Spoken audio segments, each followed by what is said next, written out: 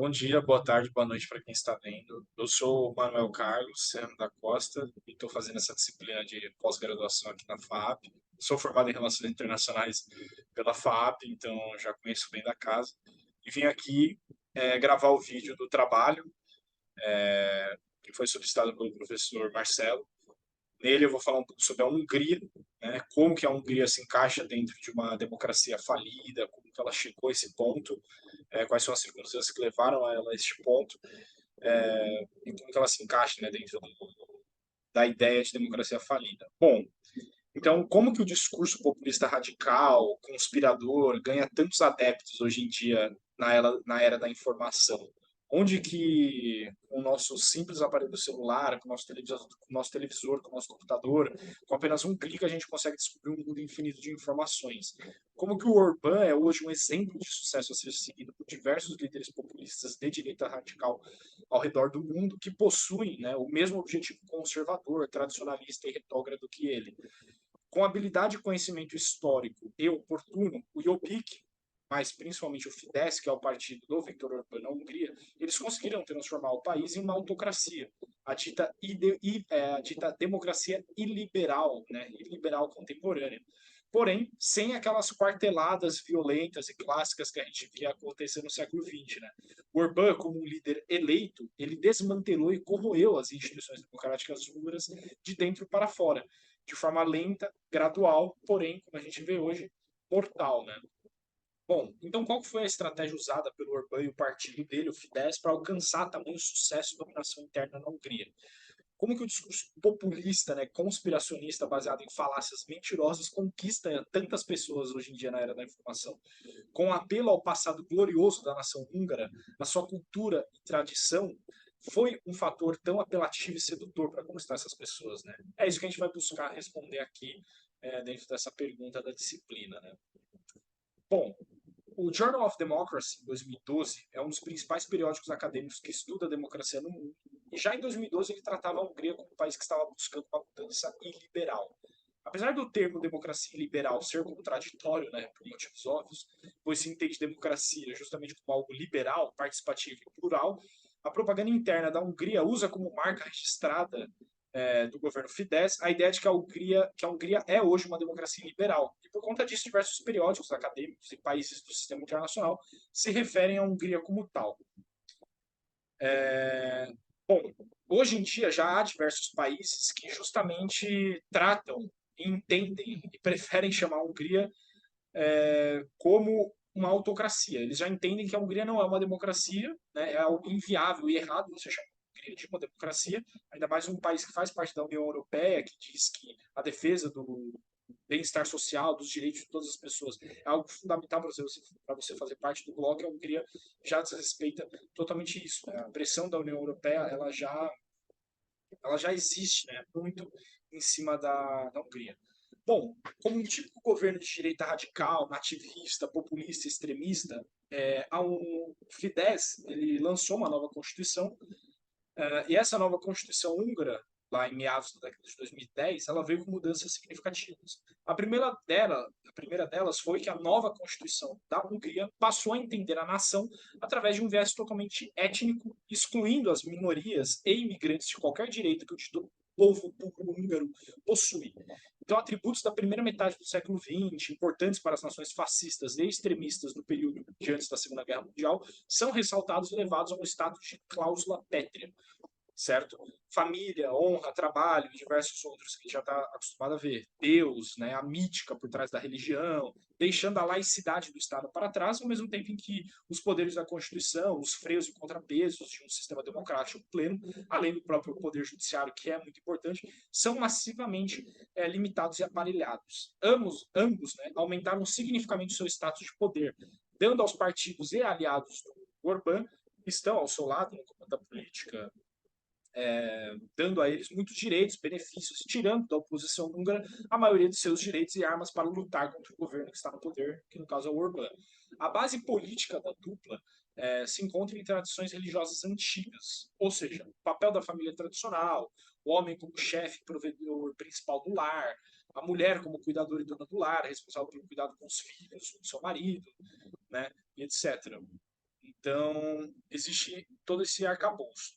Outro, e como a gente percebe, como é nítido a gente perceber, hoje em dia, e o que influencia muito desses líderes, é que a democracia liberal ocidental ela se tornou uma grande pedra no sapato desses governos populistas radicais modernos, né? Tanto do Fidesz, que é o partido do Orbán, como do Jobbik, que é um outro partido ainda mais extremista da Hungria, com rituais pró-nazistas, símbolos nazistas, né?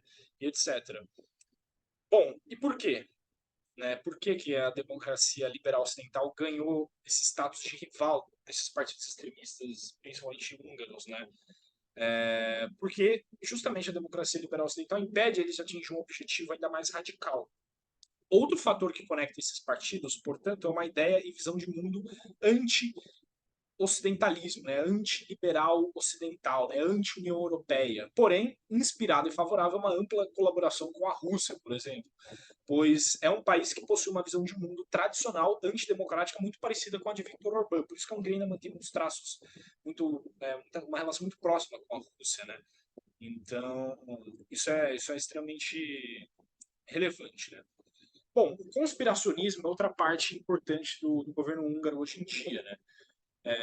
Jorge Soros, né, tem uma participação muito importante e a imagem dele se tornou um discurso anti-ocidental, antidemocrático e favorável justamente ao nacionalismo radical através de distorções de todos os tipos. Né? Por exemplo, em 2017, né, era impossível você andar pelas ruas de Budapeste sem avistar gigantescos pôsteres e imagens do Jorge Soros. Né? Algumas mensagens vinham escritas nessas imagens colossais. Uma delas dizia, por exemplo, não deixe Soros dar a última risada. A ideia, então, de trazer grandes cartazes com o rosto de Soros é justamente simbolizar para a população húngara quem é o seu inimigo principal, quem é o responsável por querer, digamos, miscigenar a raça húngara com impuros e acabar com a tradição e cultura húngara, supostamente. Né? Então, diversos inimigos do Soros, não só parte da Hungria, mas outras nações e pessoas o enxergam como aliados de judeus, como os antigos Rothschilds, os Illuminatis, né? Todos em busca de uma cabalada internacional. Né? Vale destacar que essa campanha de espalhar posters com a imagem de Soros, atrelada a alguma mensagem provocadora, custou cerca de 21 milhões de dólares ao governo do primeiro-ministro Viktor Orbán, que investe muito nessa desinformação. Bom, muitas pessoas do globo, principalmente aquelas que vivem no segundo e terceiro mundo, as periferias geopolíticas globais, foram deixadas de fora do processo de liberalização barra globalização, né? E toda aquela bonança que trouxe para as nações ricas, né? Isso, isso que eu estou explicando agora é por que o Jorge Soros se tornou esse pária central dos governos de direita radical, entre eles o Orbán, né? Então vamos lá, falando então desse processo. Esses que foram deixados de fora, esses países que foram deixados de fora dos principais ganhos da globalização, se sentiam desapontados com todas as extravagantes promessas que a democracia liberal lhes fazia. Na maioria das cidades pequenas, com populações irrisórias, nas áreas rurais, e geralmente mais conservadoras, menos educadas, mais velhas desses países periféricos, esse tal do antiliberalismo, essa postura e discurso nacionalista adotada pelos populistas, estava seduzindo cada vez mais pessoas. Contudo, em um nível global, essas ex-repúblicas socialistas soviéticas do leste europeu, que tiveram uma das maiores transferências de propriedade e riqueza do público para o privado da história por conta da fim da União Soviética, e o modelo econômico barra político que era adotado por eles, entretanto, essa elite cultural e econômica desses países eram totalmente alinhadas e aliadas com o primeiro mundo, o centro do capital mundial, sempre se beneficiando e se enriquecendo dessa expansão da globalização e do liberalismo. Por outro lado, a pobre pequena população rural, essa parcela do interior desses países, fervilhava de ressentimento com tudo isso, né? Então, o fato concreto de que a direita radical, populista ou extremista precisa de um grande evento crítico e impactante para conquistar um cenário de relevância política dentro desses países, acontece justamente em um grande evento, o evento de 2008, né, a crise de 2008. Na Hungria, a crise de 2008 ela foi muito importante para esses governos extremistas, populistas, finalmente terem um evento crítico muito impactante para conquistar um cenário de relevância política dentro dos seus países. Eles só estavam aguardando esse evento, e foi a crise de 2008. Né? E também a crise migratória de 2015, né, que trouxe milhares de islâmicos, muçulmanos para a Europa Ocidental e Oriental, que enxurrou de fake news e notícias de tipo, os imigrantes vão estuprar as suas mulheres, eles vão roubar o seu trabalho. E aí esse discurso extremista da direita radical começou a ganhar muitos adeptos, né? e um dos países que mais estava recebendo imigrantes, né, e que mais foi afetado por essa onda antiliberal ocidental da crise de 2008 e, obviamente, a crise migratória de 2015, foi justamente a Hungria. Até que o Orbán, se aproveitando dessa crise, resolveu dar um basta, erguendo cercas elétricas na fronteira do seu país e começou com esse discurso antimigratório, né? Então, começa principalmente essas questões, por exemplo, a formação dominante, que é o governo do Orbán, começa a adotar aquela retórica islamofóbica, etno-nacionalista, antiliberal, né, focando no povo simples. O mainstream começa a higienizar sua própria retórica islamofóbica, ou rejeitar o antissemitismo, quando na verdade é o contrário. A liderança da formação marginal faz o mesmo, né, rejeita o antissemitismo de forma escondida. Os antissemitas obstinados da franja original deixam o partido e fundam o seu próprio movimento, né, para criar partidos ainda mais extremistas. Então surge uma apelação e uma busca de legitimar o discurso através de uma retórica defendida pela população mais conservadora e interiorana dos países, além de uma negação de que isso seja um discurso preconceituoso, mas sim um discurso em favor da nação e do bem da população local, que é o que acontece muito na Hungria. E esse é um traço de autoritarismo, muito claro, né? E aí, onde que o Jorge Soros se conecta a tudo isso? Bom, no caso da Hungria, o seu governo promoveu deliberadamente diversas teorias da conspiração, baseada em pura ideologia fantasiosa de que teria sido Soros o grande responsável e arquiteto por trás da invasão muçulmana na Europa que atingiu o continente principalmente em 2015, né? E com muita força a Hungria, com o objetivo de destruir as tradições, as culturas, os valores europeus e húngaros, né?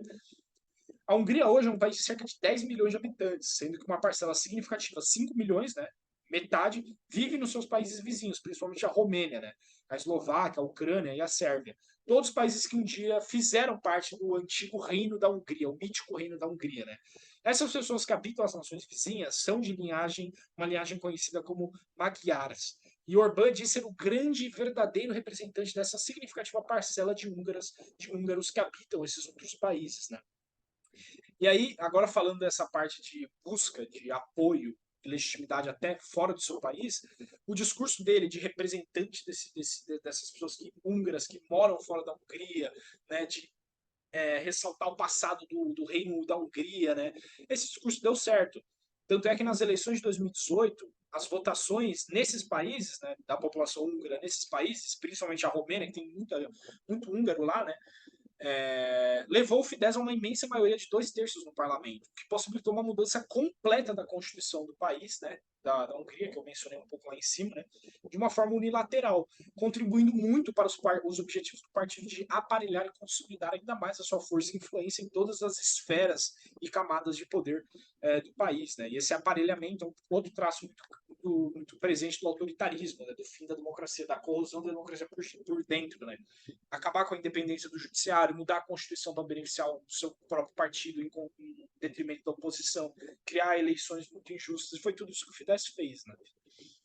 Então, como a gente conhece mais ou menos desses governos, as cidades que são cosmopolitas, que são grandes, elas resistem mais às ideias radicais extremistas, enquanto que o interior, por conta de diversos fatores que eu mencionei acima, e as áreas rurais são muito mais suscetíveis a embarcar nas teorias da conspiração, nos discursos políticos da extrema-direita e todo tipo de bobagem dita por esses líderes populistas radicais. Né? Budapeste, por exemplo, que é a capital da Hungria, foi a maior área que resistiu à avalanche Orbán. É uma ilha ainda de democracia, um pouco de pluralismo dentro da Hungria. Né? Uma população de quase 1.800.000 pessoas, é o lar de cerca de 20% da população total do país. Né? E apenas 6 de cada 18 distritos eleitorais elegeram o candidato do Fidesz na capital húngara, ou seja, menos da metade. Né? Ou seja, o contraste entre a população urbana cosmopolita e a população conservadora do interior também é muito alto. Né? Um ponto curioso é que a questão migratória teve muito mais peso e alcance entre os eleitores rurais, que votaram maciçamente no Fidesz. Contudo, na capital, essa questão migratória teve um impacto muito menos significativo. Até mesmo dentro daqueles que votaram justamente no Fidesz, né? Que é muito curioso, né? É bem interessante. Bom, falando um pouco agora da questão da mídia e dos jornais, que é outro ponto que o governo autoritário geralmente ataca muito, o Orbán ele aparelhou completamente todos os jornais e mídia livre que eram críticos ou faziam críticas ao seu governo. Ele disponibilizou grande suporte para seus amigos oligarcas bilionários comprarem a imensa parte da mídia livre que existia na Hungria. jornais, canais de televisão independentes, tornando-os aliados de Orbán e seu governo, e sua propaganda política. Ou seja, não existe mais praticamente mídia livre, independente hoje na Hungria. Né? Todos os aliados do Orbán compraram esses jornais e eles só fazem comentários positivos, ajudam com a propaganda política do Fidesz e do Orbán. Ou seja, não existe mídia livre. Então, é mais uma característica de um governo autoritário que corroeu a democracia e a liberdade por dentro. Né? Outro ponto fundamental para o domínio do Fidesz do Orbán sobre as instituições do país foi a implementação de um sistema eleitoral complexo e aparelhado, desenhado justamente para impedir que a oposição tenha qualquer chance de vitória mínima, fragmentando a oposição e permitindo que o Fidesz se mantenha indefinidamente no poder, completamente à vontade, sem vozes dissuadantes fortes o suficiente para causar danos à sua imagem e poder. Ou seja, foi o que eu falei lá, através de reformas eles aparelharam completamente o sistema eleitoral, modificaram completamente o sistema eleitoral, deixando ele complexo, e foi desenhado justamente para beneficiar o Fidesz e ferrar completamente a oposição, deixando ela mais ela com pouquíssimas chances efetivas de vencer, né? Então esse é outro ponto fundamental, né? Bom, vale ressaltar que a Hungria ela ainda não se tornou uma Rússia, por exemplo, né? Onde a oposição de fato é completamente inexistente. Na Rússia, de fato, você assim, não tem oposição. É impossível você fazer qualquer tipo de oposição séria ao governo do Vladimir Putin. Né? Você não tem chance e poder nenhum de derrotar o Putin. É literalmente impossível, né? Porém, alguns partidos de oposição ainda continuam firmes e fortes, com esperança de se unirem para derrotar o Orbán nas urnas. Isso quase foi possível, inclusive, nas eleições do ano passado, de 2022. Algo que é impensável, por exemplo, na Rússia, na China. Né? É literalmente impossível os partidos de oposição se unirem para quase derrotar o Xi Jinping, Partido Comunista Chinês, até porque é um partido único, né? E na Rússia você até tem oposição, só que é impossível dela competir. Na Hungria você ainda até consegue tentar. Mas é o que eu falei, a Hungria já foi totalmente aparelhada e mesmo com a oposição se unindo e juntando forças para tentar derrubar o Orbán no ano passado, ela não conseguiu. Ela sofreu uma derrota humilhante e o Orbán foi reeleito novamente. Né? Então é muito difícil. E voltando um pouco ao assunto dos Soros, ele teve mais importância para a vitória do Orbán do que a gente pensa. A campanha do Fidesz, né, do ano passado, foi praticamente toda calcada no tema da migração, né? E, obviamente, contra os Soros, né, que, de acordo com Orbán, é o grande arquiteto e responsável por essa onda de invasores contra a Grande Hungria. Ele, os Soros e diversos países ocidentais da Europa impuseram cotas dizendo que cada país deveria receber um número específico de imigrantes, dividindo assim as responsabilidades para nenhum país ficar sobrecarregado, como a Alemanha ficou muitas vezes, né? A Hungria teria que aceitar 1.294 imigrantes. E apesar do seu país ter aceitado 1.300 desses imigrantes, Orbán continuou dizendo que essas pessoas arruinariam, atacariam não só a Hungria e sua bela tradição e cultura, mas também os valores cristãos de toda a Europa.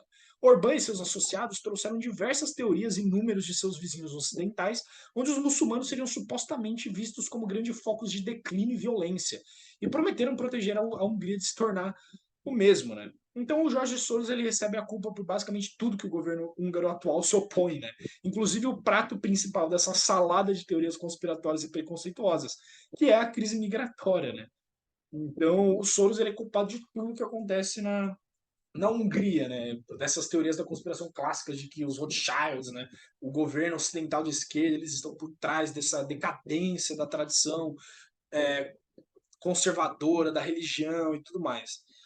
Então, basicamente, o governo do Orbán ele se trata de um governo antiplural, preconceituoso, anti-minorias, desrespeitoso perante outros povos de diferentes matrizes religiosas ou ideológicas, contrário à diversidade de ideias, contrário a uma democracia plena e pulsante, adepto de discursos populistas, nativistas, reacionários, radicais e conservadores. Então, esse mito do Soros, né, o plano do Soros, é um descendente direto de uma das teorias de conspiração mais famosas e que inspirou diversos movimentos da direita radical e da extrema-direita ao longo do século XX, XXI, que é os protocolos dos sábios de Sião, né, que seria aquela ideia de que os judeus, né, os Rothschilds estão por trás, eles que comandam governos, né, estão querendo arruinar a tradição conservadora, religiosa, né? Então, essa teoria do Soros, né, do plano de Soros, né, do Jorge Soros, vem tudo desses protocolos, sabe, que são antigos, né, muito usados pelos nazistas, né? Então, os teóricos, né, dessas teorias dizem que o Soros seria hoje parte e seria associado da causa bancária dos Rothschilds, ou seja, ele seria o herdeiro dos Rothschilds, que seriam aqueles judeus que teriam planejando dominar o mundo, buscando justamente a destruição ocidental dos seus valores, da sua cultura e da sua tradição. Como a teoria dos protocolos do Sábio de Sião é muito popular, né, ela foi lida por milhões de pessoas e até hoje ganha adeptos da extrema-direita e da direita radical, foi muito interessante associar o Soros a tudo isso como o grande líder dessa teoria, culpando ele de todas as desgraças, entre aspas, que assolam a Hungria e a cultura cristã europeia e global na visão desses grupos, né? Então ele sempre vai ser culpado de tudo na Hungria e em diversos outros países do mundo por conta dessa teoria. Então, assim, em suma, os objetivos do Orbán e do Fidesz com a Hungria, no que eles acreditam ser o melhor para o país, por quais razões acreditam nisso e como estão buscando esses objetivos através de teorias da conspiração, aparelhamento midiático, institucional, constitucional, eleitoral, judicial, discursos populistas, nativistas, preconceituosos, antidemocráticos, homofóbicos, xenofóbicos, antiminorias, ideológico ao extremo, radical e, acima de tudo, calcado em uma suposta tradição cristã conservadora e retrógrada. Então, assim, o Orbán, na Hungria, a gente caracteriza a Hungria hoje como um governo autoritário, porque o judiciário não é mais independente, ele foi completamente aparelhado com aliados do Orbán, a oposição não tem chances de fato de competir eleitoralmente com o Orbán, não tem chance de fato de ganhar dele, apesar dela ainda ter um pouco de liberdade para se unir, tentar alguma coisa diferente da Rússia e da China, por exemplo, que isso é praticamente impossível. Então a oposição ainda existe, ela ainda consegue algumas coisas, mas é muito difícil ela ganhar do Orbán. É o que eu falei, em Budapeste, na cidade mais cosmopolita, mais plural, ela é uma ilha de democracia dentro da Hungria. Ali o Orbán ainda não consegue entrar e não ganhar. Mas no interior, nas outras regiões da Hungria, ele é completamente dominante, né? Então, além disso, ele aparelhou completamente a mídia, como eu falei, os amigos bilionários dele compraram as mídias, os principais jornais independentes, então assim, não existe liberdade de imprensa, né? Ela é muito reduzida, não tem quase alcance nenhum. O governo controla toda a informação que circula. As universidades também estavam sendo aparelhadas pelo governo do Orbán para não ter muita possibilidade de você fazer pesquisa, propaganda contra o governo, pressionar o governo, além da Constituição, que foi alterada para manter o Fidesz muito tempo no poder, né, diminuindo ainda mais o poder da oposição. Né? Então a gente chama hoje a Hungria dessa democracia iliberal. Né? Então é um termo contraditório por si só, né? Deveria, na verdade, ser aplicado como uma espécie de transição entre a clássica democracia ocidental liberal e o autoritarismo radical, né? Seria um termo de transição, um tipo de processo de erosão democrático, que é algo que já vem acontecendo na Hungria, e de fato já não está mais no processo de erosão. A democracia húngara já foi completamente corroída, né? Faltam algumas coisas só que ainda existe como oposição, né? Ainda tem. Budapeste ainda consegue desviar um pouco. O prefeito de Budapeste não é contra o Orbán, então assim, ainda tem alguma coisa de democracia lá, mas o processo está muito adiantado, né? A Eurozona já está muito adiantada, o governo já está completamente, as instituições já está completamente aparelhada, né? Então, outro exemplo disso é, por exemplo, a Organização de Direitos Humanos Freedom House, ela rebaixou a Hungria para um status de país parcialmente livre. Simplesmente a Hungria é o único membro da União Europeia a receber tal status humilhante, né? Então, o Fidesz, existem muitos exemplos, né, o partido do Orbán, de como que ele se apossou e domina plenamente as instituições húngaras, né? O Fidesz, então, como a gente bem sabe, ele se acoplou de tal forma nas instituições do Estado húngaro que hoje o país voltou a ser um Estado de um único partido na prática, né? Que possui totais condições de competir, governar e propor alguma coisa de fato. O Fidesz, o governo do Orbán, hoje é de fato um governo de partido único, né? A oposição não tem poder para nada, apesar dela ainda tentar se reunir e tentar derrubar ele. Então é outro fator que transforma a Hungria hoje num país autocrático, né? Nem um pouco democrático. Então o Fidesz é de fato o único partido que tem poder para fazer alguma coisa na Hungria, né? Então é muito complicado, né? Então o Fidesz ele virou o dono do país, né?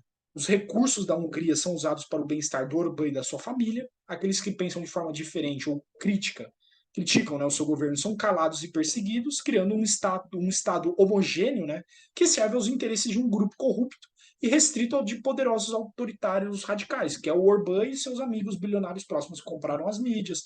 Então, hoje, os recursos do país são usados para enriquecer essa família corrupta, esse grupo, né, de autoritários radicais corruptos. E é isso, né? Então, um ponto fundamental para se atingir justamente esse nível de aparelhamento e controle é o poder judiciário que eu mencionei um pouco acima, né? É um poder hoje que é uma mera marionete do Orbán, como eu disse, né? Não existe freio e contrapeso, não existe um judiciário independente, né?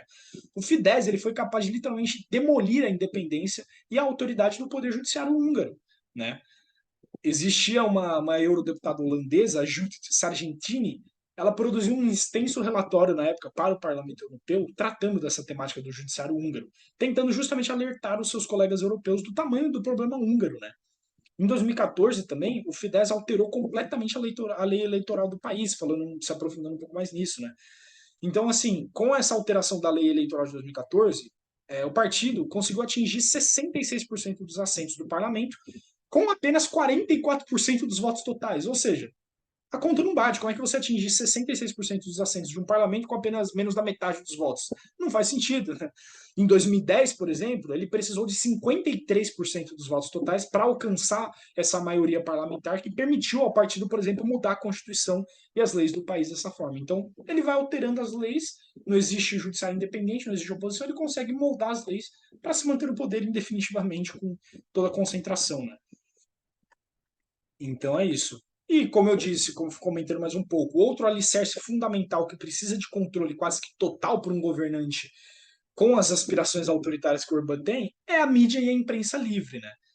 Ela precisa ser controlada pelo governante autoritário. Então, grande parte da mídia, como eu disse, já é completamente controlada por oligarcas próximos ao regime do Orbán. Ela foi agrupada em uma fundação chamada de Present Media Foundation, literalmente um cartel governista que detém o controle de grande parte da imprensa do país.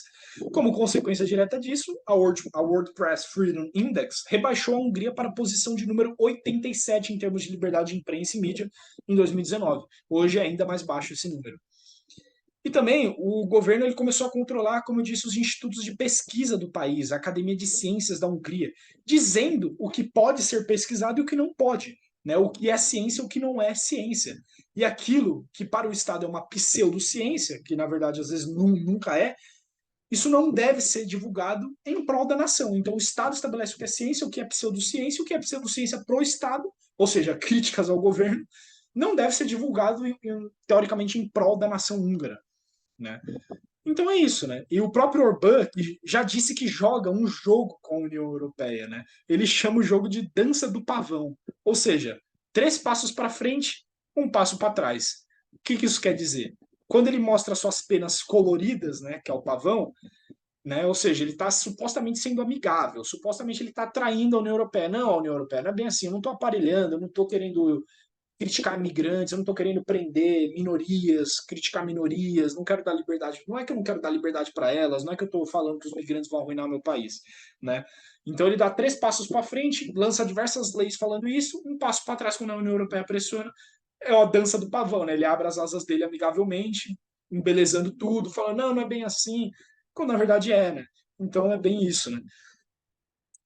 O maior problema disso tudo é que o Orbán ele usa os fundos da União Europeia para ampliar o seu controle iliberal sobre o Estado húngaro. A Hungria recebe cerca de 3 bilhões de euros por ano da União Europeia. Cerca de 3% do PIB total da Hungria vem justamente da União Europeia. Entretanto, esses fundos vão direto para o caixa do Fidesz. Esse dinheiro não é usado para beneficiar as minorias, o estado de bem-estar democrático, melhorar a vida dos migrantes que estão chegando na Hungria. Não, o dinheiro vai direto para o caixa do Fidesz. E é por isso que a União Europeia vem sendo muito criticada em relação à Hungria, né? Porque ela defende bem-estar de direito social, pluralismo, essas coisas, e dá 3 bilhões de euros por ano para um país que literalmente não faz nada para isso. Pelo contrário, usa esse dinheiro para beneficiar o seu governo autoritário ainda mais, né? Favorecendo seus aliados, etc. Né? E é isso, né? Então, ó, relatórios da Transparência Internacional e da Comissão Europeia constataram que em cerca de 50% dos procedimentos de contratação pública houve apenas um concurso. E os procedimentos são corruptos dentro da Hungria, né? E muito do dinheiro da União Europeia é usado para essas coisas. Então, o Fidesz, representado pelo seu líder supremo Orbán, enriquece às custas do Estado húngaro, roubando ele com uma frequência enorme. A Hungria, então, foi literalmente transformada em um tipo de casa de férias do Orbán e seu partido, sendo tudo isso feito por debaixo dos panos, né? Calcado em um falso discurso nacionalista, conservador, nativista e heróico nostálgico da grande Hungria do passado. Então fica muito claro que a direita populista radical húngara, né, principalmente, ela usa o seu discurso não porque acredita em um projeto de nação real, mas unicamente para enriquecer poucos oligarcas e aliados do governo. A ideologia é usada em favor da corrupção, enganando o seu povo, né? Mas quem sofre muito mais com isso tudo é a democracia, o pluralismo, a heterogeneidade de ideias, discursos plurais e ideologias diversas, né? Então, assim, a gente pode perceber que o governo Orbán hoje não é uma democracia, a Hungria não é uma democracia, pelo contrário, é um governo autoritário, né, que tem muitos problemas, muitos pontos que a gente já pode perceber que não caracteriza mais uma democracia. Mas já tá? Já caracteriza a democracia, não dá para fazer, não dá para a gente negar isso, né? Os fatos estão aí, diversos dados estão aí. E a crise de 2008 e a posterior crise migratória iniciada em 2015, o Orbán usou isso para ressaltar a ameaça ocidental, migratória ao país como um todo, e usou isso para aparelhar ainda mais todas as instituições, né? Então, o Orbán ele pertence então ao grupo de direita extremamente violento, radical, que usa o Estado a seu favor, né? Então, o sucesso do Orbán na Hungria, né, entender como isso tudo foi feito, se torna fundamental nos dias atuais, tempos nos quais a democracia está cada vez mais frágil, né, clamando por ajuda, né? Então, sim, a Hungria é um governo autoritário, não é mais uma democracia por conta de todos esses fatores, essas teorias da conspiração, todos esses eventos interessantes. Claro, é muito mais amplo, é muito mais complexo, mas em suma seria isso, né? O que levou a Hungria a esse estado e o porquê que ela se tornou isso, né? Como que ela fez isso, basicamente em resumo. Seria isso. Espero que vocês tenham gostado e eu adoro falar sobre esse assunto e é isso. Espero que tenha atendido as expectativas.